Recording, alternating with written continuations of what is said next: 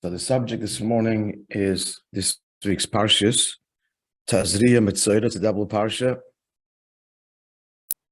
and it deals with the laws of the metsora. The metsora is a particular kind of affliction that doesn't exist nowadays and hasn't for millennia, that first would appear in a person's house in the form of green or red streaks. If the person did not do teshuvah for a host number of sins that might have brought this on, it would then move to his clothing. If the person still didn't do teshuvah, it would affect his skin, manifesting as white, light-colored blotches on the skin, and the many hundreds of laws involved in what determines this condition to be tzaraas or not tzaraas. Namely, if it spreads, then that's an indication that it is.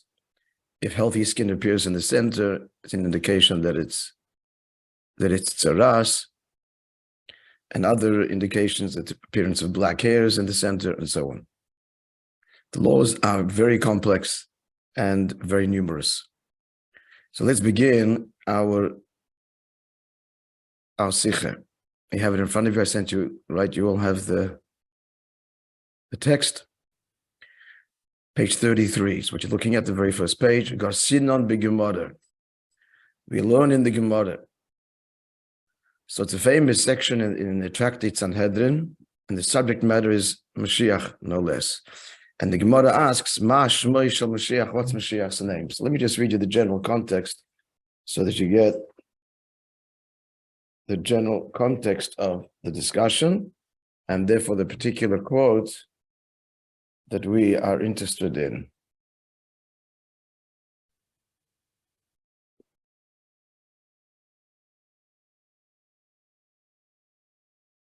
It's a famous and fascinating section.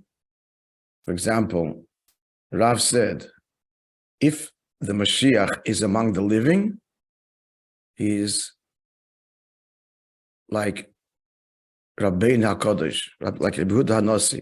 He would be the model. He was someone like him. If he's amongst the dead, then he is like Daniel. Ish Chamudo is the greatly beloved. So Mashiach can be from the living or come from the dead, as the Gemara states here. Now here's the question, an earlier piece here. What's his name? I'll just read for you direct translation from the Gemara. The school of Rabbi Shila said, his name is Shila. And they bring a scriptural support, where we find Ad Yovai Shila, until Shila comes. That's a verse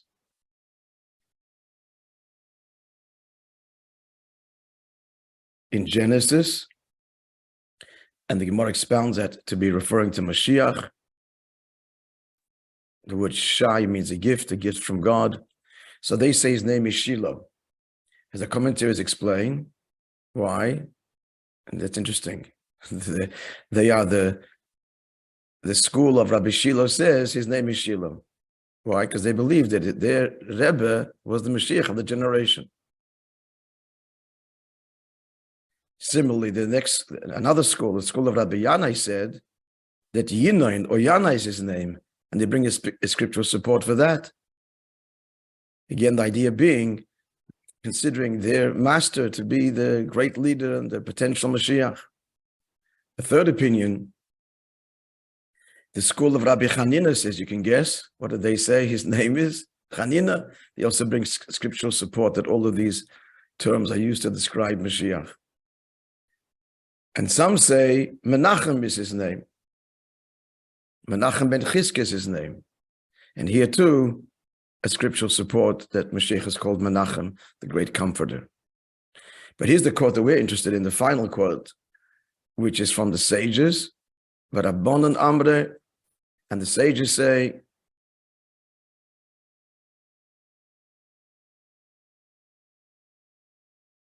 Chavira devei Rabbi Shemoi,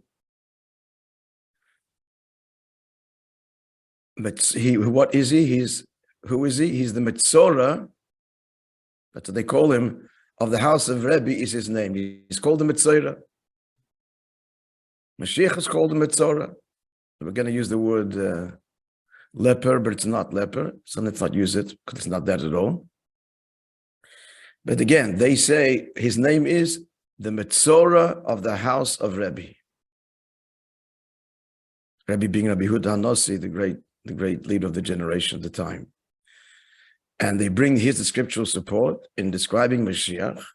The pasuk says in Isaiah, which it's unfortunately familiar to many of us because it has been corrupted, distorted, and falsified by Christianity. And what does the verse say? Indeed, it was our diseases that he bore, and our pains that he endured, whereas we considered him plagued, smitten by God, and afflicted. That's how the verse describes Mashiach. All right, that's the quote we're going to zero in on now. All right, let's go back to the text. So Garsinim Gemara says like the fourth opinion, Ma Shmoi, in brackets Shel Mashiach. What's the name of Mashiach? Rabbanon Amri, the sages said, Chivra de Beirebi Shmoi. Meaning, Rashi in brackets, metsora, the metsora shall base Rebbe of the house of Rebbe. Rashi explains that's what the word Chivra means. Shenemar, as the verse says, Isaiah chapter 53, verse 4, Ochein Chalinu, indeed he was sick, or rather, our sickness, Ochein indeed, Chalinu, our disease, Hunasa he bore, Umachiveno Savlam, and our wounds he carried, Vanachnu Chashvanuhu, and we considered him Nagua, smitten, Mukalikim, struck by God, Umaun, and afflicted. End of quote. Now the Rebbe's question, but tzarich biyu, we have to understand, Loma misbata inyan. So Mashiach suffers. Obviously, he's suffering as a result of the sins of Klal Yisrael. That's obvious. But the question is several things. Number one, why is it that Chalinu Hunasa Machiveno Savlam? He bore our sickness and carries our wounds. Why is this manifest? He's sick, but why metsora? Why would that manifest in him being designated a metsora? And not simply suffering, diseased, ill. So much so that according to the sages, what's Mashiach's name? The metsora. That's what chivra means. Chivra is Aramaic for metsora. Not just a name, a generic term of someone who is afflicted, who is ill, who suffers. Why is he called a metsora? Question's clear? Very obvious question, yeah. So we could explain as follows. And what you're going to also we're going to understand in the next paragraph is why this affliction no longer happens and hasn't happened since temple times, for millennia. So you're going to get an answer to that question as well as to the question why Mashiach is called a metsora. So first, we're going to have two levels to the answer. One level, but then we'll say it's not enough. We still need to go deeper. It's not fully satisfying. But let's begin our journey. It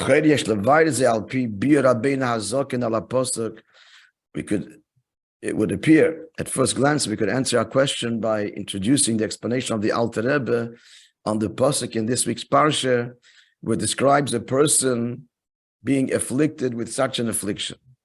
And you see it in italics. Adam ki yeh b'oil psara, a person that will appear on the skin of his flesh, the whitening of the skin, the various shades, etc. What's the Alter Rebbe's question? There are four ways to refer to a human being. Enosh, Gever, Ish, Adam. Adam is the highest description. So why would the Torah use the highest and most complementary description of the most evolved, spiritually speaking, person as the one who is afflicted by tzaraas. We would have thought it would be someone not holding at the level of Adam. The word Adam, just to point out, has two opposite meanings. Adama, earth. Adama lo'elyon, it's a verse in scripture, similar or reflective of the one above. Because this is a person who possesses a body from the earth, and at the same time, the image of God is reflected in him as well. Adama, he's similar to the Adam Elyon, the supernal being, the one above. So we're surprised that such a person gets tzaraas. People holding at lower levels, not the Adam. Answers the Alter Rebbe. This that the Torah employs, who gets this, who's subject to such an affliction, is only an Adam. This is a very virtuous description of a Jew. Answer, because what are these afflictions, these skin discolorations, these rashes, as it were, that break out on the surface of the skin? Shehem, and they are quoting the Torah, on the skin, the outer skin of a person's flesh. So what does this mean? This indicates the very lowest external levels of impurity that haven't been refined and transformed. And the psoilis means the waste. It's a person that internally he is perfect. All he lacks is the most external, extraneous imperfection that has to be dealt with. This is an extraordinary level. Mind and heart, pure. What is he dealing with? He's dealing with flushing to the surface the most external and therefore subtle imperfections that have to be purified. To spell it out, what kind of person is the Adam? What kind of person could this happen to? It only happens to an Adam. In terms of spiritually in the service of God, he's fixed all of his actions, and he's separated evil from good in all matters. What's he lacking? Only the most the residual. The most external aspect of his garments, it means his spiritual garments, his behavior. I can't give an example what this means even. It's the most subtle thing you and I wouldn't even notice, but it's extraneous. It's external, not reflective of his mind and heart and inner self. Superficial, very superficial indeed, yeah. And subtle. So the Alter Rebbe explains that this whole affliction, but only happened to the perfect person. Perfect in the sense, he's already completed the self-inner refinement. He's, according to Alter Rebbe again, internally, both body and soul. He is cleansed and purified. He's not even a person that craves anything physical per se, not tempted by sin, like a tzaddik. For chosed, a very high level of tzaddik. For chosed etzloi, what is he lacking? Only the superficial, the external. Square brackets is going to answer our question, which you've already understood why it doesn't happen and hasn't happened for millennia. And that's, he explains the Alter Rebbe there. This is the reason that the mitzvah of Negoyim is no longer applicable in our time, and not for a long time, since the destruction of the first Beis Hamikdash. It doesn't exist. It doesn't. Why? Because we have a high tolerance for corruption and spiritual disease internally. It's only someone who is allergic, as it were, because fundamentally, because he's completely refined, so it's flushed to the surface, and then it's cleansed. He goes through the process of healing. But inside, he's pure. We are far from it, and therefore nothing's going to flush. It remains inside with everything else. So he says, concluding the square brackets, therefore it doesn't exist for us. Even the righteous person, post destruction of the Beis Hamikdash, he's never, till Mashiach comes, cleansed even from inner impurity. It's going to be still something left, whatever that means, and there are exceptions, but overall that's the general idea, and that's why this hasn't happened for millennia. Now, having said that, let's answer our question. Why Mashiach described these whole things as a metsora? Therefore, you might want to say, this is the reason Mashiach is called the metsora. The Hayra is to indicate, second column, friends, second paragraph. He's going to be the perfect person, absolutely. In brackets, as it says in Isaiah chapter 52, Hine behold, Yaskil Avdi, my servant will be very wise, Yoram, elevated, Yoram lofty, Venosa, and elevated, V'gavoya, and very high, exceedingly high. That's why it's called the metsora. What level of impurity does he come to refine? The seif levushav, only the external, the end of the external level of his garments. Actually, first appears before in the body, it appears in the garment. But even the body is the external part of the person, that's what appears. So we start to give an answer. Why is Mashiach called the metsora? Hey, metsora, tzaraas only happens to a very high level. Why is it happening to him? Altogether. Continue. And in greater depth, we might suggest. The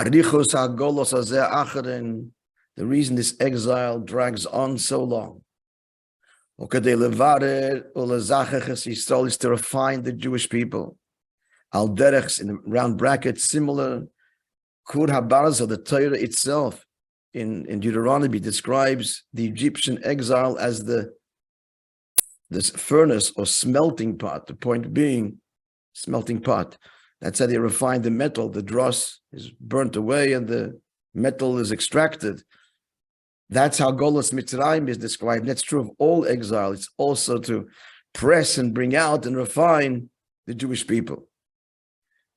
That's why it's been going for so long, because it's not an easy process. Now, the end of the process, Azman the Ikvis of the Mashiach, our generation is described as on the heels of Mashiach, which means like very close. You walk on someone's heels, you're right behind them. But the deeper symbolism is why we call it Ikvis of the Mashiach, because we are at the bottom of the great spiritual body of Klal Yisrael. So our generation has to elevate the most external, extraneous, really behavioral components of the great spiritual body of Klal Yisrael. So we're the garment's most external level, and that's what Mashiach is suffering, because that's what he is going through and inspiring in us. In the words of the Sikha, Huzman habiru hayoyse achren. Our generation is the final refinement. We live in a very external world, friends. Our whole life is preoccupied with tiny external details, which previous generations could not fathom. 10,000 parts or more, millions in this phone, tiny little things. The world was much richer, deeper, and solid, simpler, deeper. Ours is the external. Lots of detail, huh?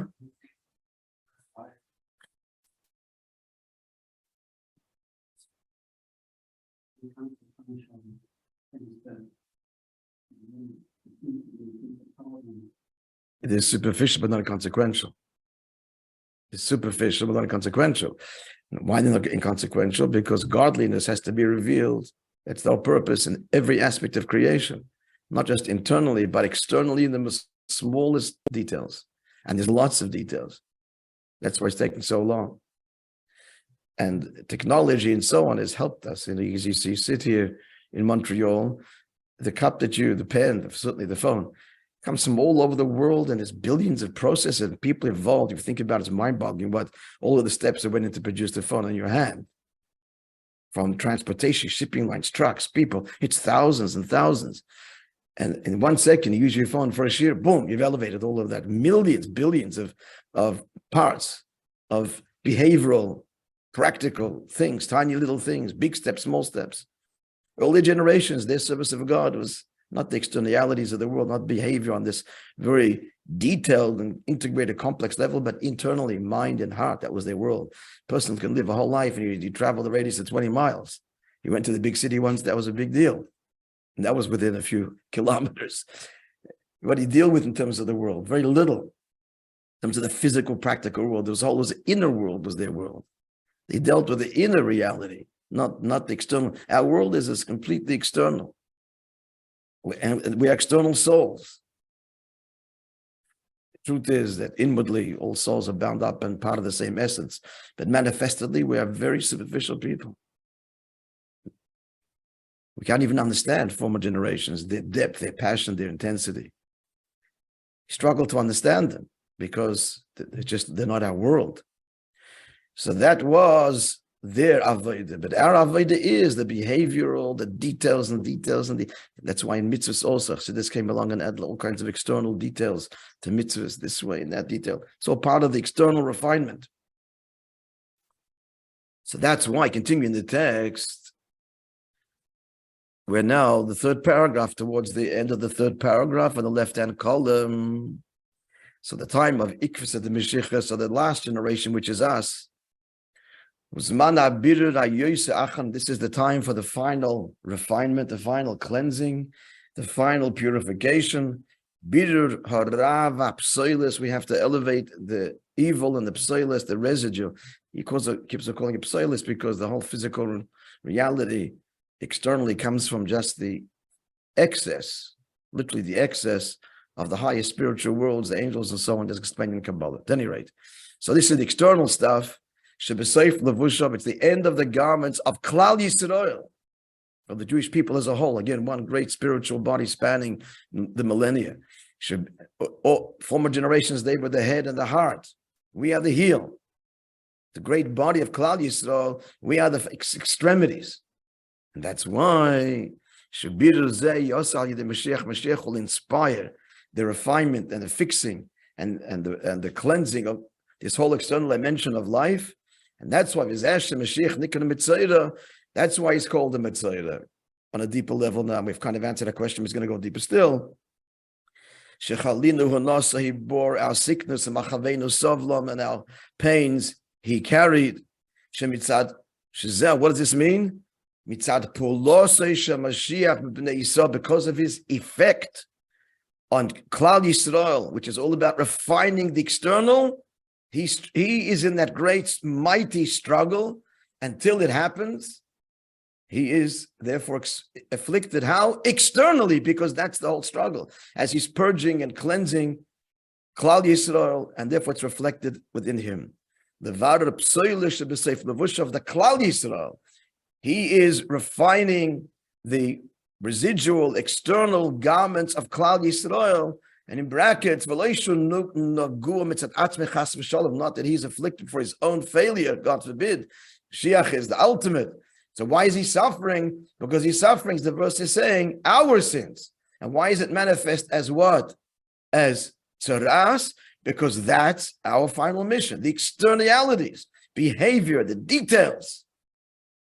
Living a life of Torah and the details and pervading and using science and everything in the service of God, that the whole world be suffused with godliness in that struggle, in that challenge, that he's inspiring and will be victorious along the way till it's done. There's the illness, it's exposed in order to deal with it and cleanse it. Clear? So now we've answered a question that would seem satisfactorily, why Mashiach is not simply called one who suffers, but a metsora. That's what the Gemara says. However, we're going to go deeper.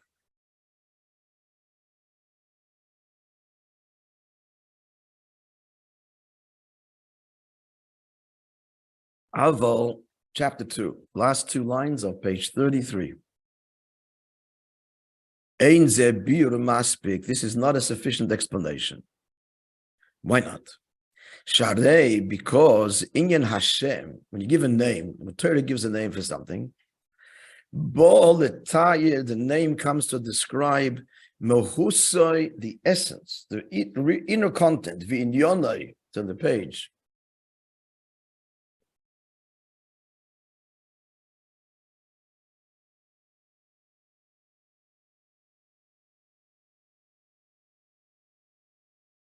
Ikri in italics, a name comes to convey the primary content.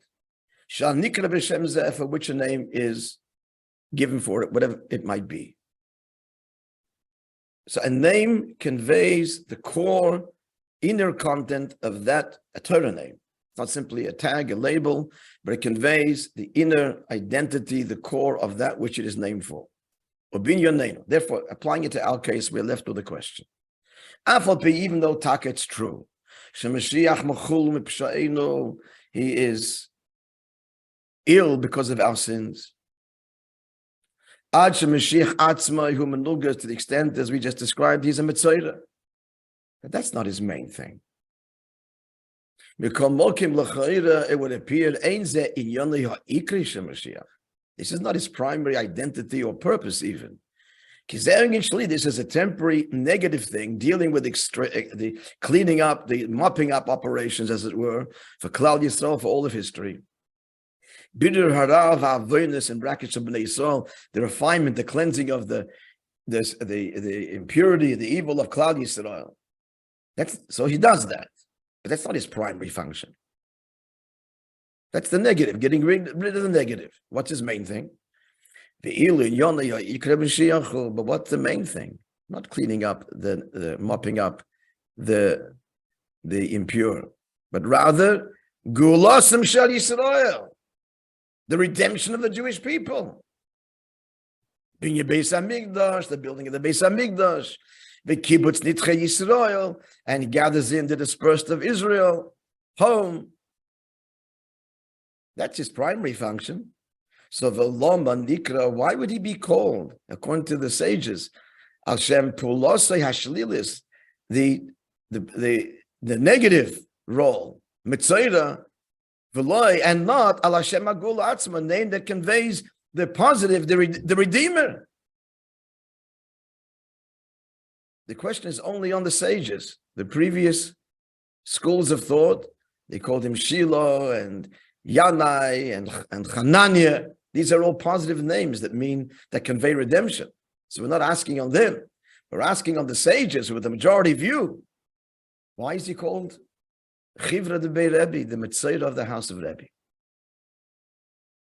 So now we begin and really have a deep understanding of what this whole tzaraas is all about. Therefore, perforce we must conclude.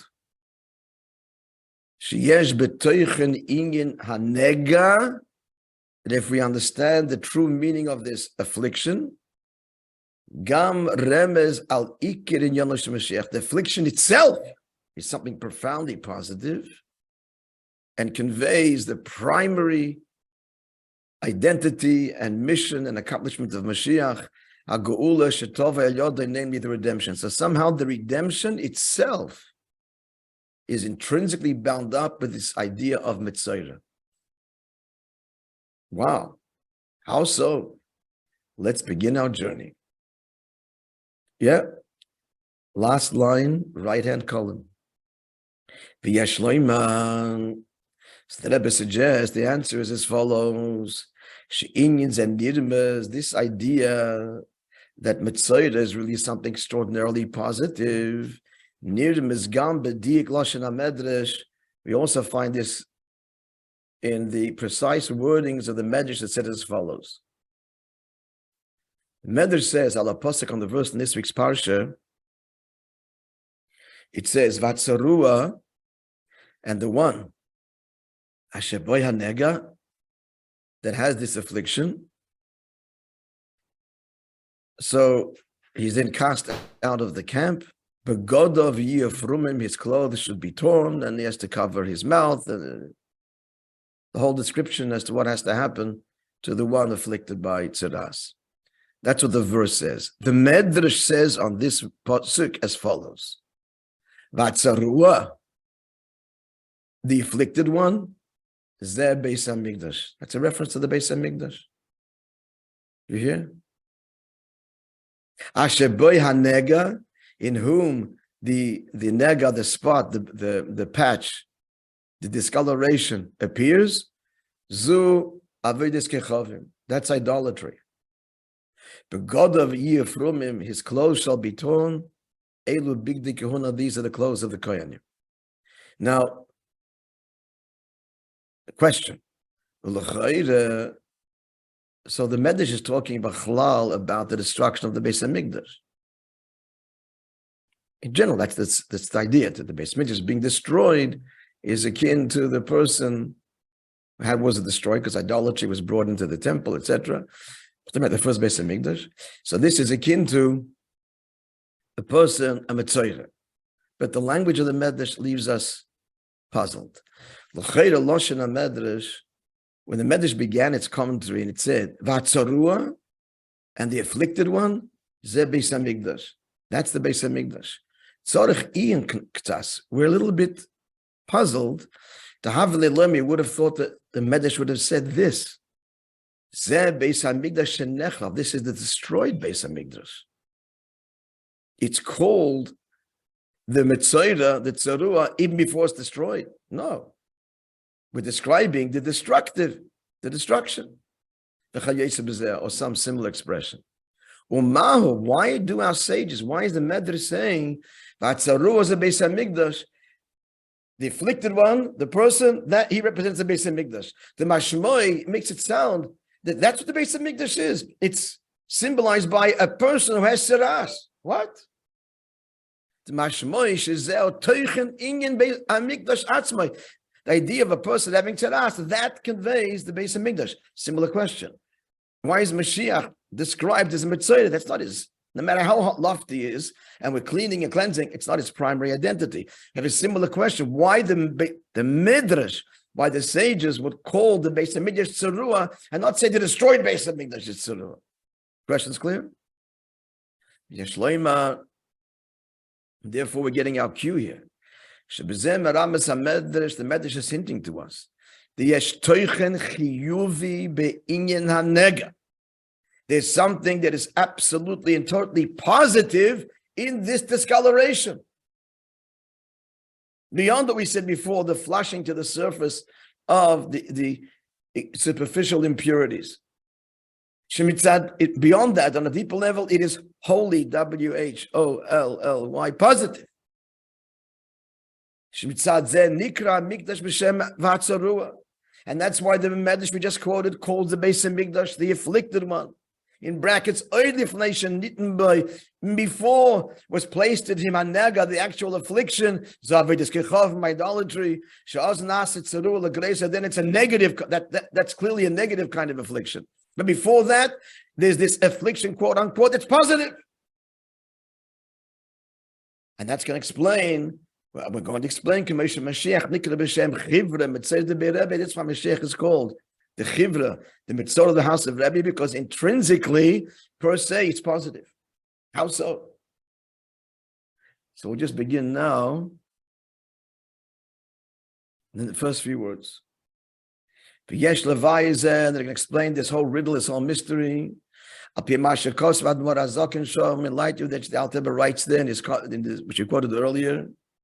In something else, in addition to what we quoted earlier, that only happens to the loftiest person, he writes something else.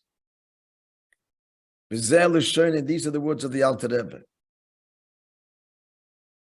Negoyim, these white patches on the skin, Dvorim gevoyim, they're very lofty. They're very lofty. the great revelations of godliness. We see in halacha, when is he called tamei? When is he designated as being impure, and the whole process has to follow thereafter? The kohen has to declare him tamei. As long as the kohen does it, he's not impure, even though anybody can look at it and say he is. No, the kohen has to look at it and say the words tamei, then he's tamei. Till he doesn't give the designation, he's not. And there are many other laws, for example, that a chosen just got married, and it appears, we tell him, don't go to the kohen, you'll wait till after the 7 days of, it's clear, but he can see a child who knows the law, sees it's tzaraas and it's spreading. No, he's not tamei, he's not impure, he can go to the Beis HaMikdash, count the minyan, no problem. It only becomes tamei when the kohen says so. Well, another example is Yontif. Before Yontif, the time of the Beis HaMikdash, you have to bring karbonos, you have to go to the Beis HaMikdash, the regel, and this happens on a person's skin, doesn't go to the kohen, no discussion, you go to the Beis HaMikdash, everything. It's just extraordinary. But if you go to the kohen and he would say you're tamei, he'd be outside the camp, you're shalayim. So we see that there's something that till the kohen doesn't say tamei, it's not. What does this mean?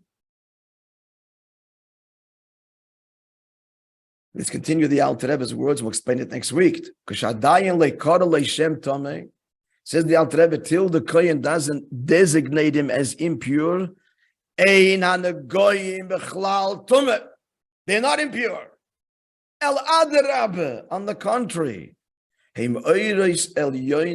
lofty lights, which you might add is why it manifests as a bright spot on the skin. It's not a darkening of the skin, or there's all the laws, the different shades of white, of lightening, as in becoming lighter, that designates a person having tzaraas. So right there, this is a brightening of the skin, not a darkening. So right there, it's telling us that it's very lofty lights. So then why would it become tamei? So we have no time to explain it now. Next week, I'll just read the next few words. Rak shehem, we'll just give you a hint now. Just good. Rak shehem, dina kosher dikdusha. They come from a very intense place of holiness. They're intense. And because we'll explain, God willing, next week, of the intensity, it could then lead to negativity. Very simply, as we'll learn further, a person who is gevura and kedusha, very intense and very strict and very demanding, not for everyone, to push people away. If not in his level, it's like, oh, to turn off. And it could be experienced as dismissive. Really, it's very intense, uncompromising holiness. It's too powerful. It's too powerful for most people to be able to contain or even relate or even understand. We see now he's starting to get a hint that it's very lofty revelations, but gevura revelations. Now we're going to go further, the kohen and what happens. And then we'll understand why Mashiach at the end is called a metsora, and a beautiful message and lesson at the end. A wonderful week, Shavua Tov. Guys, thanks for joining.